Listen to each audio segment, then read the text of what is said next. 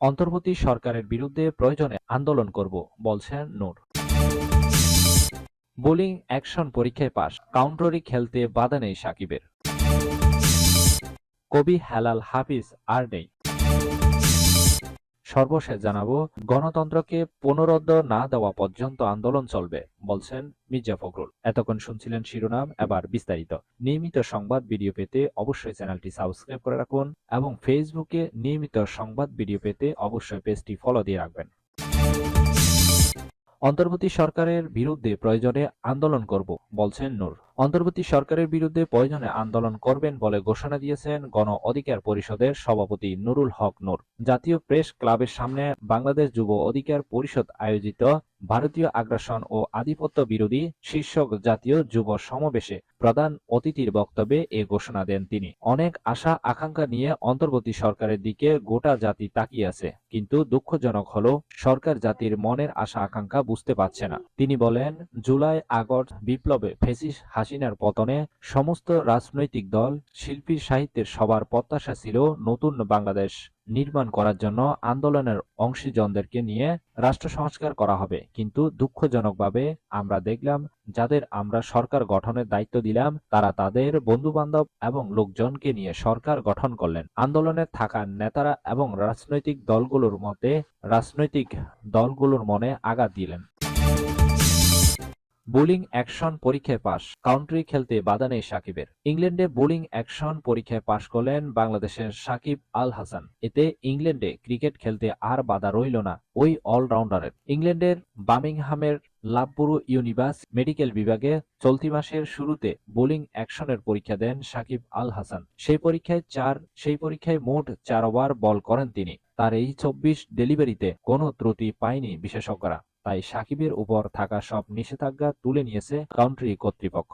এরপর লিগ কর্তৃপক্ষ জানায়, ইংল্যান্ড ঘরোয়া ক্রিকেট বা কাউন্টি খেলতে হলে বোলিং অ্যাকশন পরীক্ষায় পাশ করতে হবে সাকিবকে। সে পরীক্ষাতেও পাশ করলেন তিনি। পেশাদার ক্রিকেটে দীর্ঘ সময় পার করেছেন সাকিব আল হাসান। অলরাউন্ডারের তকমা লাগিয়ে জাতীয় দল ছাড়াও খেলেছেন বিশ্বের প্রথম সারির প্রায় সব লিগে। এর আগে সাকিবের বোলিং অ্যাকশন নিয়ে কোনো প্রশ্ন ওঠেনি। বাঁহাতি এই স্পিনারের বোলিং অ্যাকশন নিয়ে অভিযোগ তুলেছিল কাউন্টি ক্রিকেট কর্তৃপক্ষ।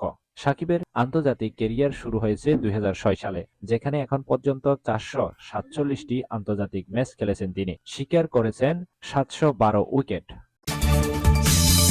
কবি হেলাল হাফিজ আর নেই। প্রেম ও দ্রোহের কবি হেলাল হাফিজ মারা গেছেন। বঙ্গবন্ধু শেখ মুজিব মেডিকেল বিশ্ববিদ্যালয় হাসপাতালে নেওয়া হলে চিকিৎসক তাকে মৃত ঘোষণা করেন। তার বয়স হয়েছিল 76 বছর। হেলাল হাফিজের মৃত্যুর বিষয়টি নিশ্চিত করেছেন উদীচীর কঙ্গং নাগ কবির। হেলাল হাফিজের জন্ম 1948 সালের 7 অক্টোবর নেত্রকোনায়। তার প্রথম কবিতার বই যে জলে আগুন জ্বলে 1986 সালে প্রকাশিত হয়। এই পর্যন্ত বইটির মুদ্রণ হয়েছে 33 বারেরও বেশি। লেখালেখির পাশাপাশি হেলাল হাফিজ দৈনিক যুগান্তর সহ বিভিন্ন পত্রিকায় দীর্ঘদিন সাংবাদিকতা করেন। 1986 সালে প্রথম কবিতা গ্রন্থ যে জলে আগুন জ্বলে প্রকাশের পর জনপ্রিয়তার শীর্ষে চলে আসেন কবি।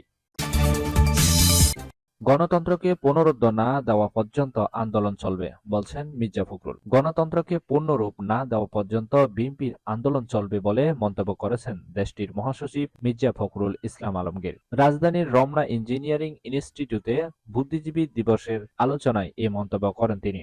গণতন্ত্রকে পরিপূর্ণ রূপ না দেওয়া পর্যন্ত বিএনপির আন্দোলন চলবে। যে কারণে বাংলাদেশ আজ স্বাধীন, সেই ইতিহাস যাতে কেউ বিকৃত করতে না পারে সেদিকে সবাইকে সজাগ থাকতে হবে। শেখ হাসিনা ক্ষমতা ফিরে পেতে অপচেষ্টা চালিয়ে যাচ্ছেন উল্লেখ করে তিনি বলেন, চরম ক্লান্তিকাল অতিক্রম করেছে পুরো জাতি। এমন কোনো কথা বলা যাবে না যাতে করে নিজেদের ক্ষতি হয়। এরপর অন্তর্বর্তী সরকারের উদ্দেশ্যে বিএনপির মহাসচিব বলেন, রাজনৈতিক দলগুলোকে প্রতিপক্ষ বানাবেন না। প্রতিটি মুহূর্ত সতর্কতার সঙ্গে এগোতে হবে।